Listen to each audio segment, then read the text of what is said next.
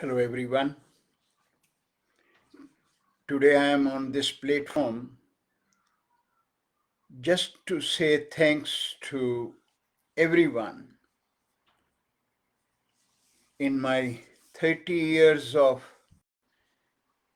journey in the Western world, when I came first in New Zealand,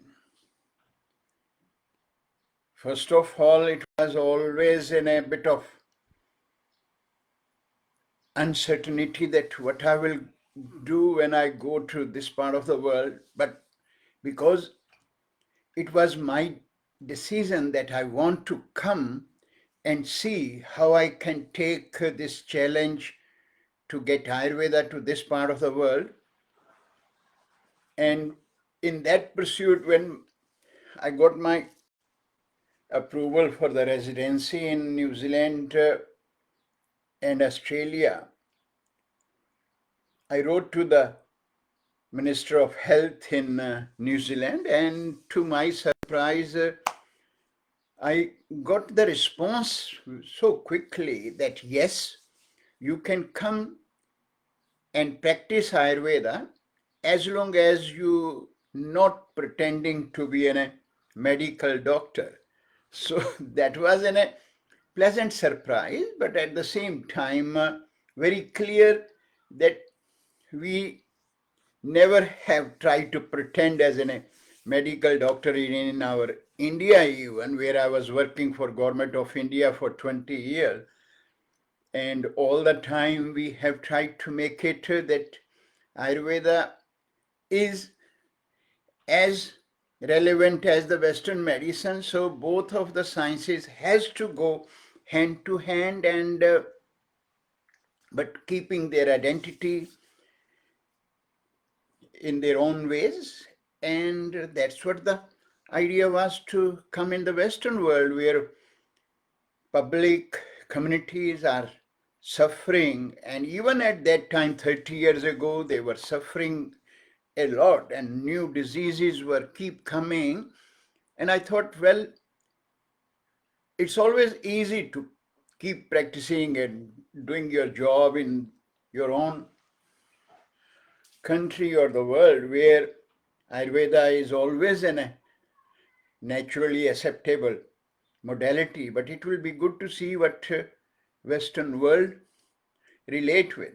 So when I end up in Auckland, within few days I realized that it's going to be a difficult journey. Not many were aware of what I'm talking about and could not understand. But then I found that yoga was, even in that time, was getting a little bit more, not, I won't say popular, but was in practice. So I first of all met Mr. Peter and Jude, who were running their yoga academy in central Auckland. And I met them and shared them what I do and how yoga and Ayurveda relate with the same science and same philosophy. And will you be keen to let me allow doing some seminars in your academy? And they very happily said that yes, it will be good. So that's where I start. So Jude and Peter were my first contact in relation to this science of yoga and Ayurveda. So I done some workshops there, and there I met my another friend who is still, we are on a good terms and good friend.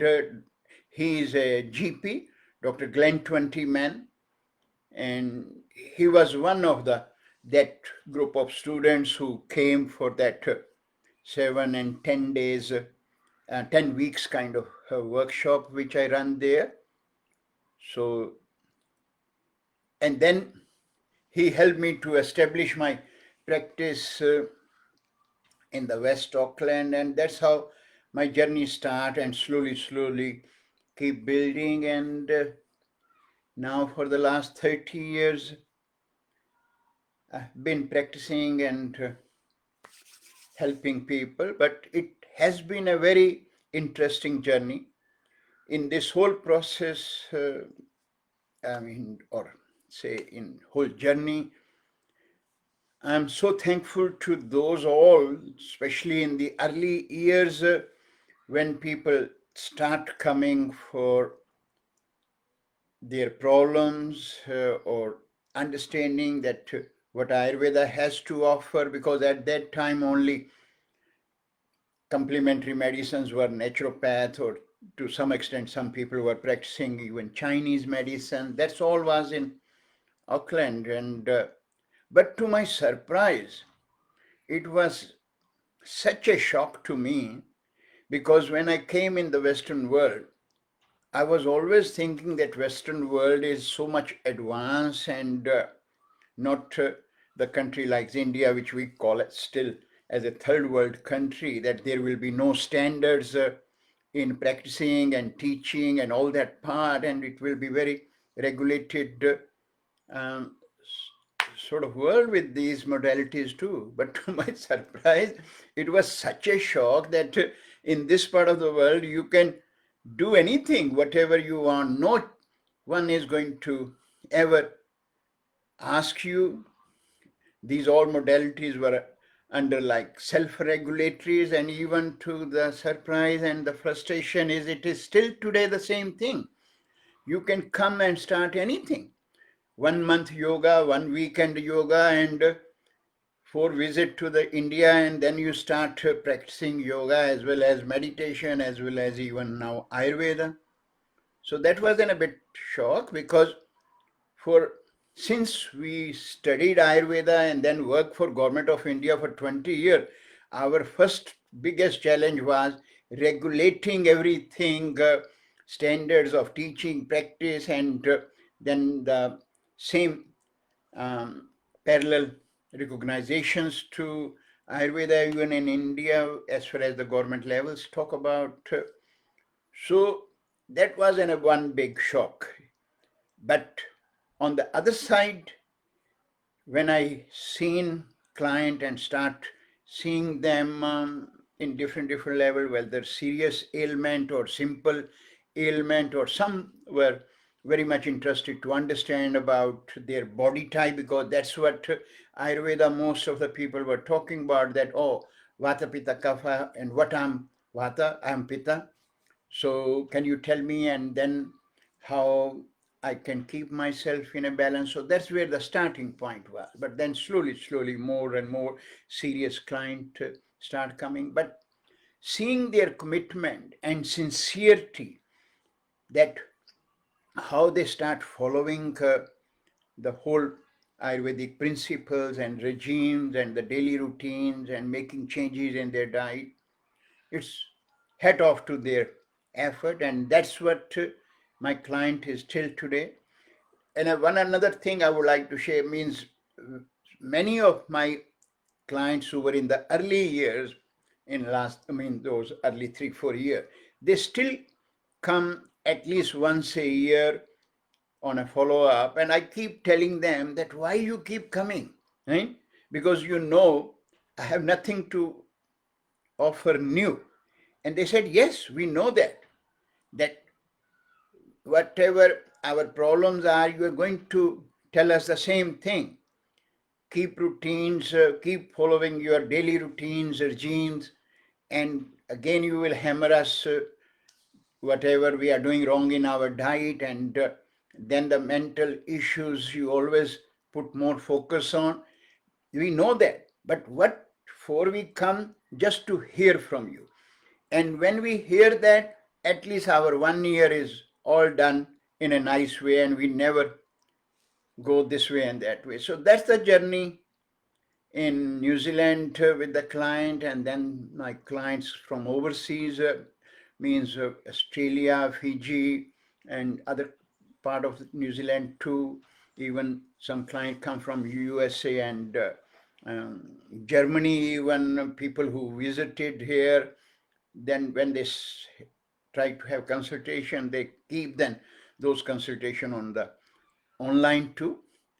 And because I was always into teaching even in India, so in the early years when I was starting practice, for me, my focus was that somehow I should get into teaching, and then even though myself and my wife decided to stay in New Zealand, but I know that Australia was in a big country, so I thought let's see what is available there, and then I tried to find some contact, and that's where I came in touch with Richard Clark, who was a yoga teacher, and he is still a yoga teacher, and he was somehow associated or interest has in Ayurveda. So I'm really thankful that I found such a sincere person who was keen to see that how Ayurveda can be promoted. And then we start doing some small workshops. And in that workshops, I found another person, Michael McDonald. Unfortunately, he's not with us now. But from the very first workshop, he was always in a part till the last day he went, because then he moved from Australia to New Zealand to work with me. And in the early part of COVID, that was the time he has an unfortunate situation and left the world. That is such a big vacuum in my life. But Richard is still associated with the AIS. When I formed the institute, my whole idea was from the very beginning that when I, as I said, came and very early able to find that there is no standards and no teaching standard. Only one standard was that you visit India, start pronouncing Ayurveda, Vata, Pitta, Kapha, and you can establish your practice or teaching even. So then we try to look into that how we can approach government of Australia and even in New Zealand, and then see if we can put some sort of structure to the teaching and like that. And again, very fortunate that we were able to find good sport, and Ayurveda got recognized as two wet courses, what we call since then at a diploma level, Ayurvedic lifestyle consultant. And when myself and Richard gave the name to this primary qualification, Ayurvedic lifestyle consultant, but then it becomes such a popular sort of term and or qualification name that now all over the world, in one way or other, Ayurvedic lifestyle consultant qualification is associated, whether we talk about UK, USA, Germany, or other European countries. That part has come up very nicely, and people understand that what lifestyle consultant mean, and then the Ayurvedic practitioner qualification. So we start offering that through our institute, which we establish, Australasian Institute of Ayurvedic Studies, in a simple term known as AIAS. And again, I'm very thankful and fortunate to get very sincere, very committed, passionate student, and they learn with the passion, learn with the commitment, and then serving the communities. Because every time we talk about that, how there is a big vacuum in this part of the world, that people want to understand that how they can play a role in their well-being by making changes. So they try to move away from the Western medicine, which we always keep telling that Western medicine has its own place. You can never question that.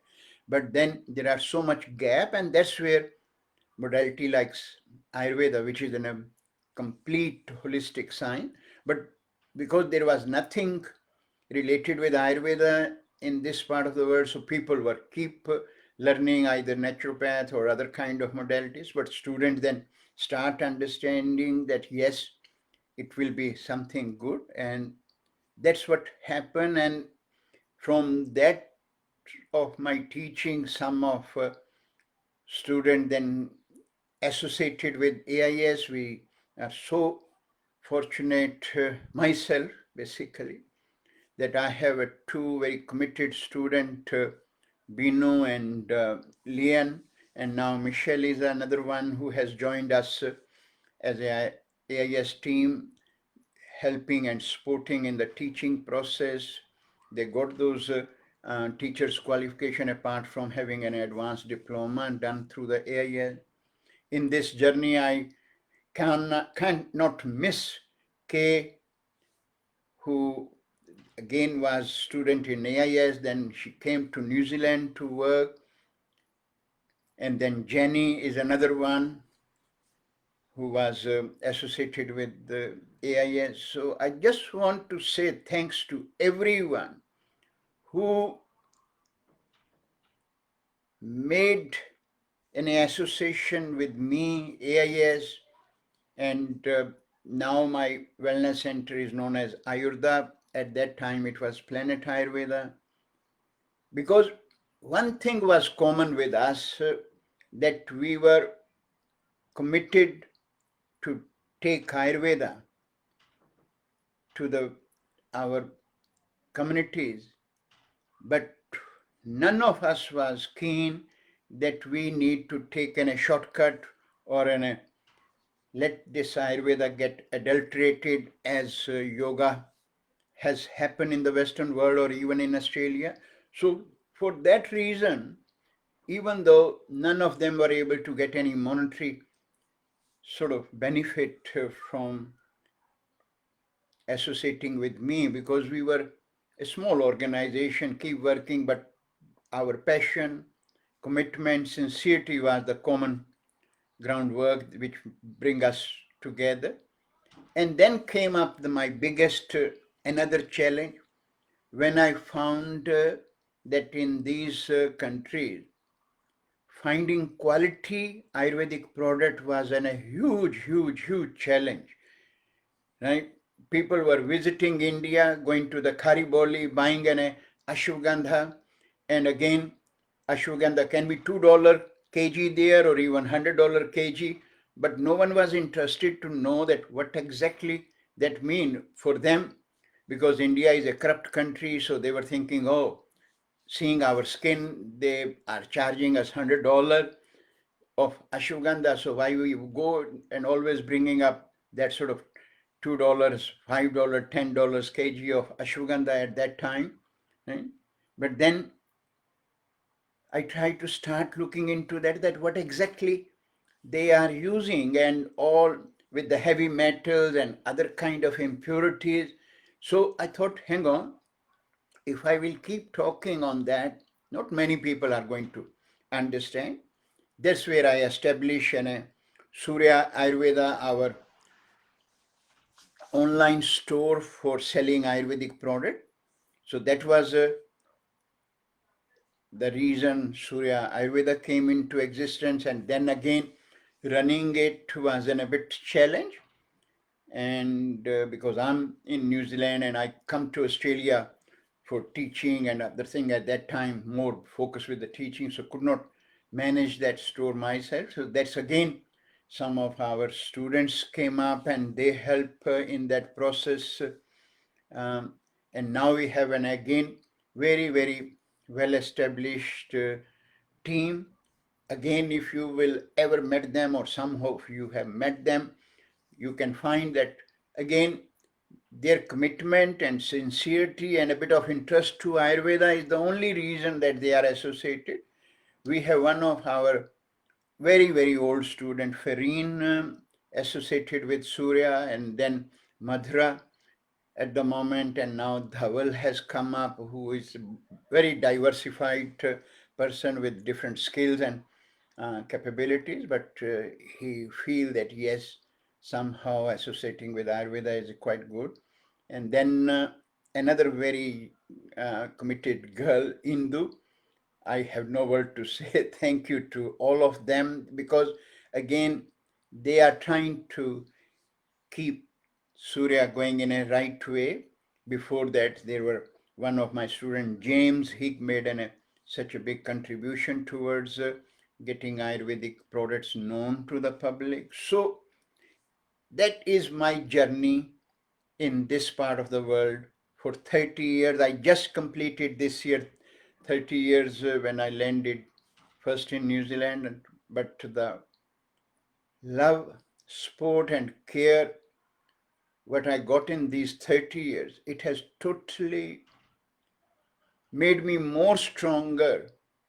That yes, and when I sit back with myself and look at that, why I came to this world, it gives me satisfaction to say that I was able to fulfill my that commitment, that dream, you can say, that to bring Ayurveda in this part of the world. But then since then we have so many of Ayurvedic doctors also came up in this part of the world, but they did not realize that how fortunate they are that the moment they land in this country, they can start as practice straight away there. There is no country in the world where Ayush doctors can go and start practicing from the next day. They have to do different kind of jobs, odd job, running taxi or running um, dairy shop, or then they have to go some different courses. Even in US, no one can practice as an Ayurvedic practitioner from the day you land. So I hope they must be somehow thankful to what the work has gone into getting this Ayurveda recognized in Australia and New Zealand.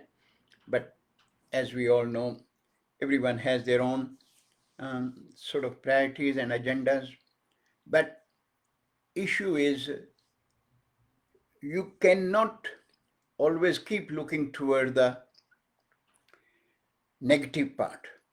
You have always positivity and negativity always goes there. Good and bad always goes hand to hand. And that is what in our wellness also we talk about. Good karma, bad karma. Good habits, bad habits.